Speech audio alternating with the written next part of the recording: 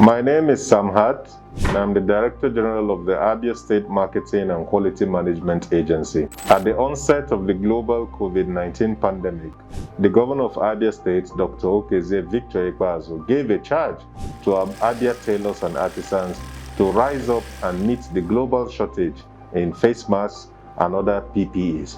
I am proud to announce to you that Abia tailors and artisans have been able to produce over 1 million face masks, which has been distributed around Nigeria. Aba has the capacity to bridge the global shortage in PPE, nose masks, and other medical essentials, and we are here for you.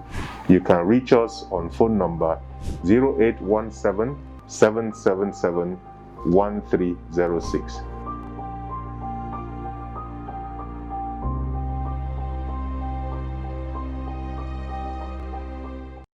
Hello everyone, welcome to today's episode of the Osasu Show to commemorate Africa Day, which was officially held on the 25th of May 2020. We'll be compiling our episode from across Africa. We went to Accra, Ghana, Nairobi, Kenya, Johannesburg, South Africa, Kigali, Rwanda, and today's episode will just be a compilation of these interviews that we've had across the continent. Remember, as Africans, we are resilient, we are strong, we are brilliant, we are innovative, and we can accomplish anything we choose to put our mind towards. Don't go anywhere, it promises to be a very enlightening episode.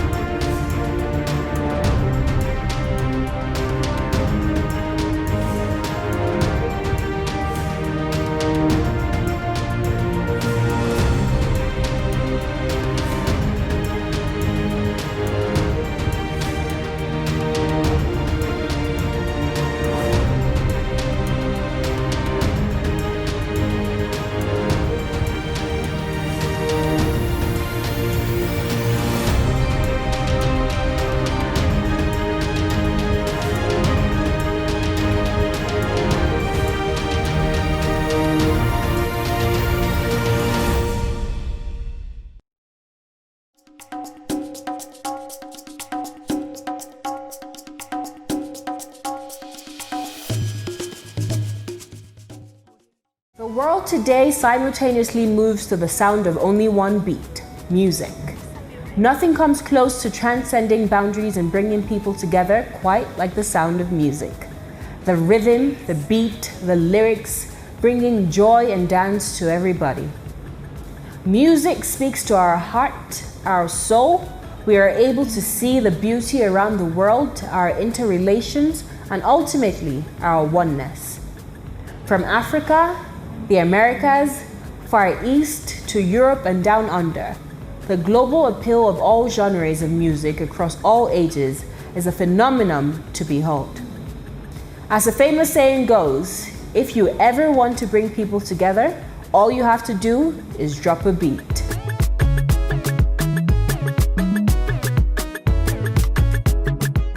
On today's episode of the Osasu Show, the beat takes us to Kenya, where we meet a band that is causing waves across East Africa.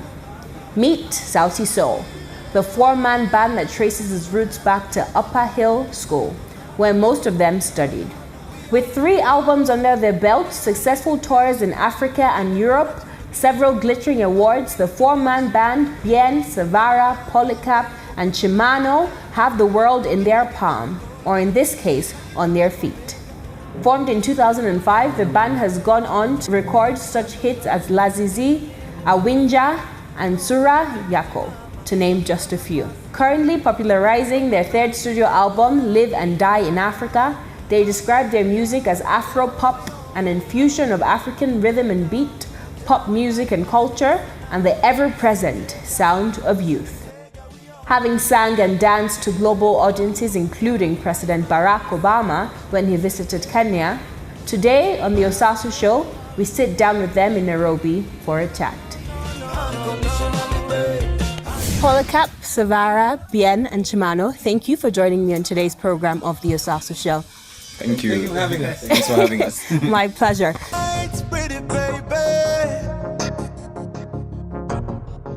So these gentlemen are going to play me two of my favorite songs, Live and Die in Africa and Unconditionally Babe.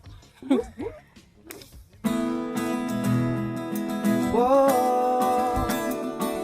yeah, yeah. Oh, I wanna be rich.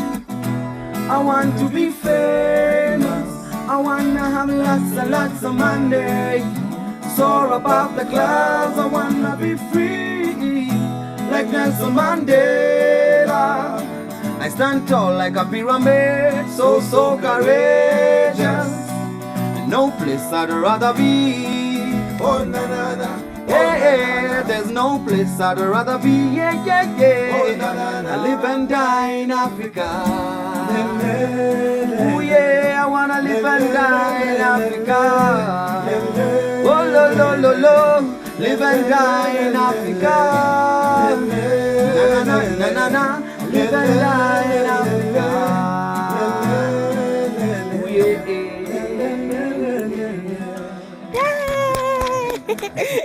Okay, the next one.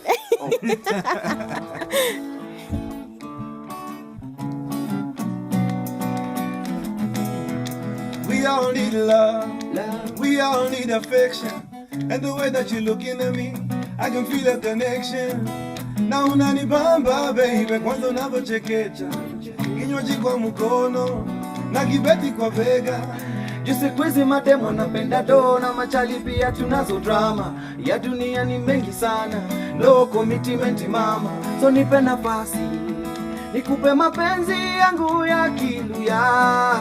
Haleluya, oh lila, nakupenda, tena nina imani sana. Ushanitega, we all need some. Nakupenda, tena nina imani sana.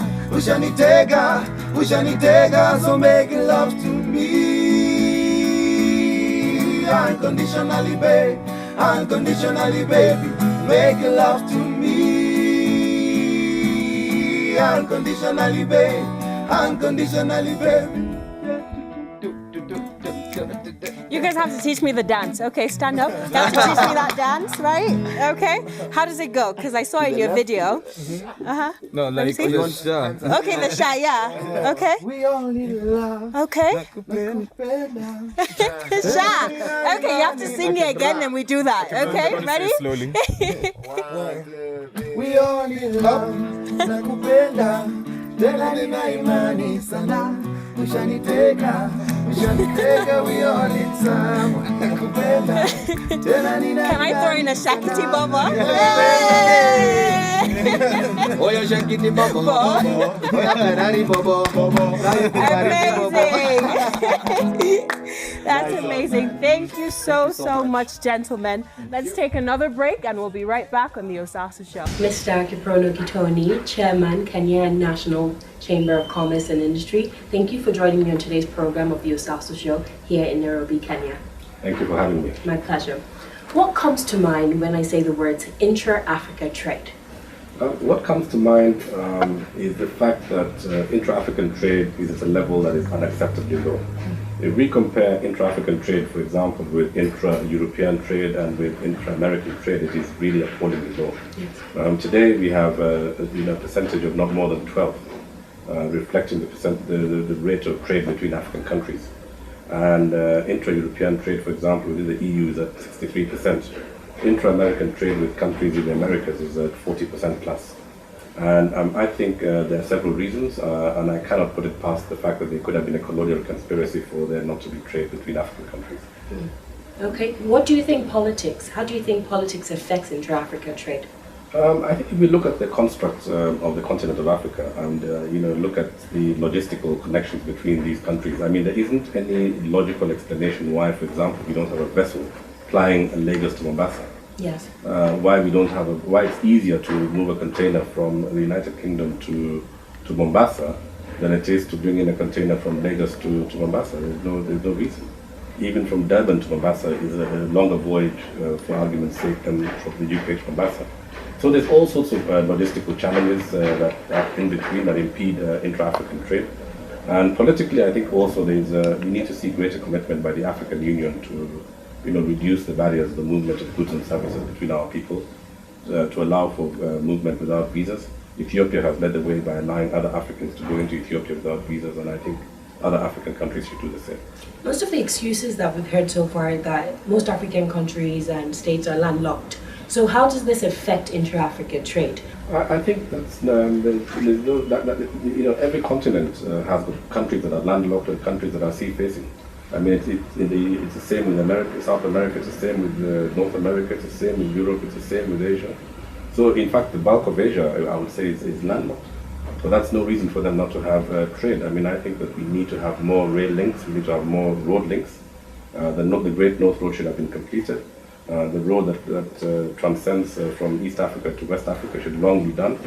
And I think that really there's every reason why we should be deploying infrastructure at a pace to allow for greater trade between our countries. What's stopping us from doing that?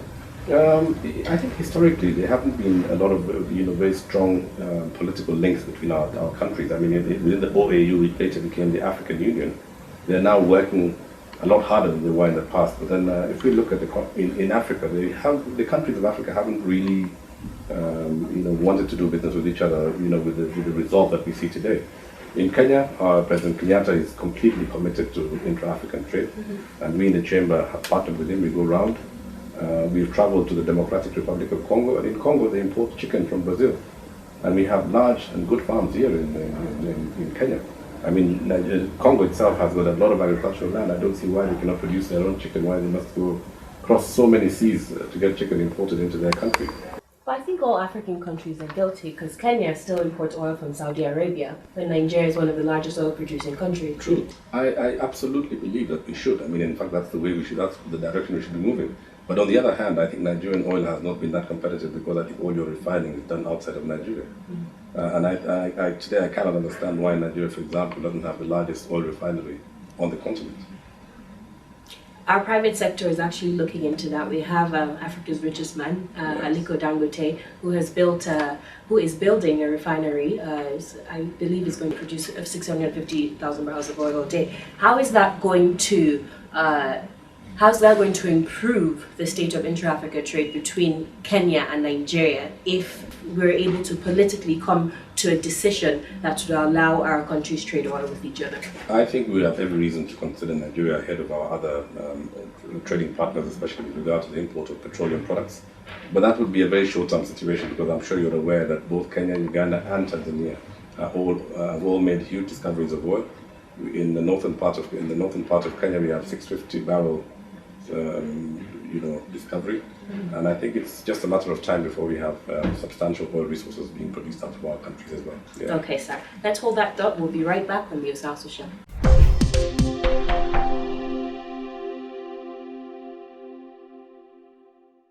Nairobi, the capital city of Kenya, fondly nicknamed the Green City in the Sun, is arguably East Africa's busiest and liveliest financial and IT hub. With a population of well over 3 million people, mostly cosmopolitan in nature, it attracts a great deal of interest across the world, both economically and politically. It's a modern city that contributes about 60% of Kenya's GDP, but like all growing cities, it reflects the stark contrast of skyscrapers, bustling streets, wealthy neighborhoods, interspersed with slums here and there. I am actually live in Nairobi, Kenya. Thanks to Oxfam International for bringing me all the way from Nigeria to host and moderate the panel of the African Women's Leadership Symposium. It's called New Threats to Security in Africa. We will not be able to show this panel moderation because we're going to be speaking very candidly, and this is going to be a private space for women to share their stories and also prefer solutions to the emerging threats. However, we'll be showing some of the panel discussions that we'll be able to showcase on television. We'll also be speaking to a lot of phenomenal women who are doing amazing things across the African continent. So stay tuned for these exclusive and enlightening discussions, and we'll be right back on the Osasu Show.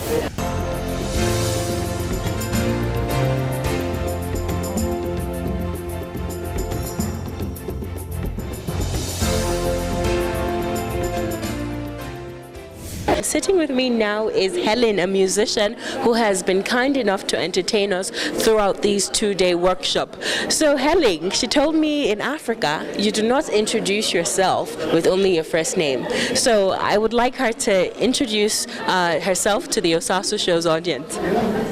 Ladies and gentlemen, my name is Helen Olivia Kotomolo Nyanya Kachmakinena Kawuto Tadwongora Theafa Mtawali.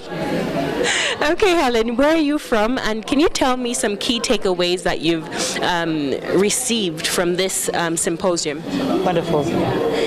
All right, where I come from the UK, United Kisumu, that is the Western Nyanza in Kenya. A few things that I think I've noticed that I love about this symposium is one, empowerment. The word empowerment does not just mean that you look at somebody, yeah, we can do it, let's go. No, there is something they associated with empowerment that I love. It means the key word is delegation. So that when you get up there to places and spaces that matter, top leadership, please remember that there's somebody after you that you must mentor. Just in case you're not there, this person can also do what you do. If you mentor and empower somebody that way, that means that you're helping develop us so that it will not take us too long to, exactly. To bridge that gender gap. So I love it that we're asking people to share knowledge, share information, hold my hand, let's walk and walk the talk. And how have you been able to do so with your music? My music, I currently mentor 120 Daystar University students who have an interest in music, and those students are not necessarily musicians, but they have an interest. I believe that if you can talk and put your interest in music, you can sing. So I mentor, teach them, show them how to do it, and eventually we've been able to develop stars here in Kenya that way. So it's amazing. Yes. And you're also a very funny woman. Really? Really? Do I look like funny? Can I pass? You're not just comedian? A musician, but maybe some might also say you're a comedian. Do you agree with that? Let me tell you, the first time that I thought I was doing my gig, and then somebody came and told me, are you a comedian? Is in the US. When I had sung all my songs, I had nothing more to do. I had to now learn the art of comedy and somehow also learn how to create songs on the spot. And this is what comes with music, that once you expose yourself, you get confident. After confidence, you start doing things that even you wonder, because music is creativity. Music makes you take a risk. Music makes you think out of the box, and that's probably what I am. How do you use music to empower women, in the sense that a lot of times we hear a lot of demeaning words and demeaning lyrics that are embedded in music, especially in today's hip-hop culture, even in R&B. So how have you been able to use your music as sort of an empowerment and upliftment for women all over the world? Wonderful. I'm a music lecturer at Daystar University, and I double up with marketing Daystar through music. So we do tours all over the world. And I tell people that it's important to do meaningful music that builds. So therefore, apart from just the entertainment, I teach them how to build content that can nurture, because music sticks with you. Music lives in you. So why not live with something that will empower you? Why not live with something that will encourage you? So when we do music and that art, when I teach them on songwriting, I teach them to write content. Can you sing me one of your songs that are empowering, that would empower our viewers who are watching this? Oh my, okay. Let me do my song, one of my songs. It goes like this. Ango machano pachi, ango midwaro wachona, ngat manigiteko machalo kodi, ok nyal bedo ngamitie kogi satan, angeyo ni dwaro mondo amedi teko, Ngat machalna de, chalade ngat machalna de, kikiwe jachinu wundi tekinyami, otherwise the chalna de.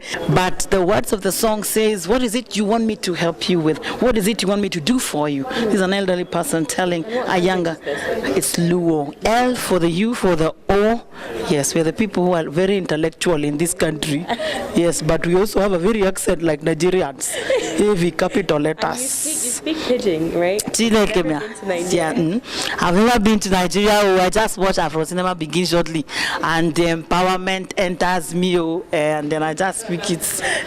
But anyway, for the song, it's a song that actually is a song that helps somebody identify what problems they have. Then they say, I know you want me to encourage you, want me to hold your hand, and can do that. Let me now pray for you so that you can actually now be empowered. You can go forward and implement what you have learned.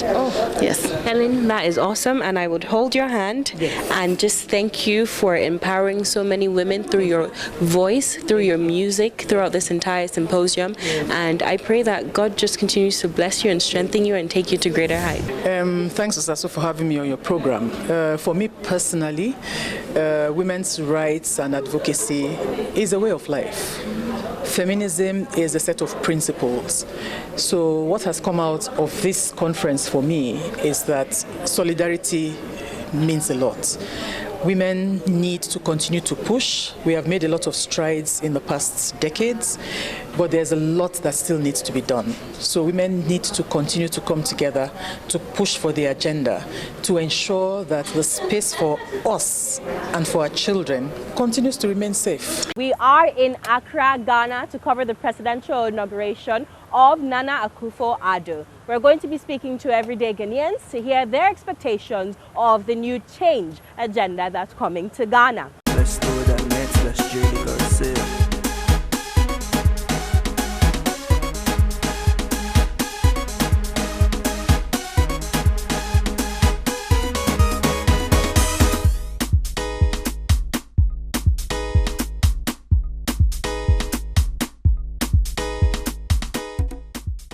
I'm here with Samuela. She's a student here in Accra, Ghana. What are some things that you're looking forward to in this new administration? He's promised a lot of people that he's going to do a lot of things, especially for students. I think he's the president who promised to bring free SHS, and a lot of people are counting on him. Unfortunately, I'm out of SHS, and my younger sibling is also out of SHS, so we might not get to enjoy it, but we're hoping he will bring stuff that will better the lives of the youth. That's exactly what we want. How do you think he can balance free education to secondary school level and also sustaining the quality? Because we see this disparity in the quality of education in the private education system and the public education system. Do you believe that he'll be able to match the quality of both systems if he is providing free education to that secondary school level to all Ghanaians? Yeah, I think he can. I think he can try at least, because if it happens in a lot of countries. We don't always have countries where the education is very expensive. We have very feasible plans and services you can give. You know, it will not necessarily be free, totally free education. It could be, you know, a subsidized. Very, very large amount of the school fees that has been slashed, and it can work for the Ghanaians. You know, they just want something that will make their lives very bearable and all that. So I think he can work with it. Samuela, thank you very much for your time.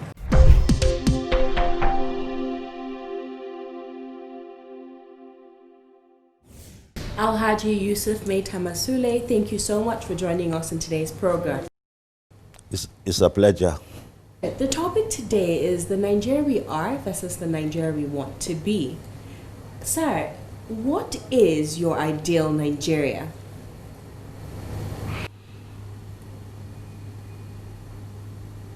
I want to see, by the grace of God, a united Nigeria. A Nigeria whose people will be their brothers' keepers. A peaceful Nigeria. A Nigeria where peace will reign and where there will be peace and stability, the prerequisites of development.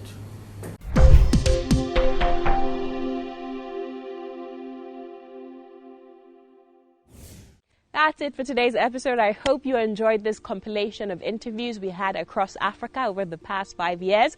Do follow us on social media at TOS TV Network. We promise to deliver news across Africa by Africans. TOS is the first authentic Pan-African news network. So don't forget to subscribe to our website and our social media handles for constant news from across the continent. Visit www.tostvnetwork.com for all your news on sustainable development and current affairs across Africa. I'll see you same time, same place next week, and until then, take very good care of yourself. God bless you, and God bless Africa.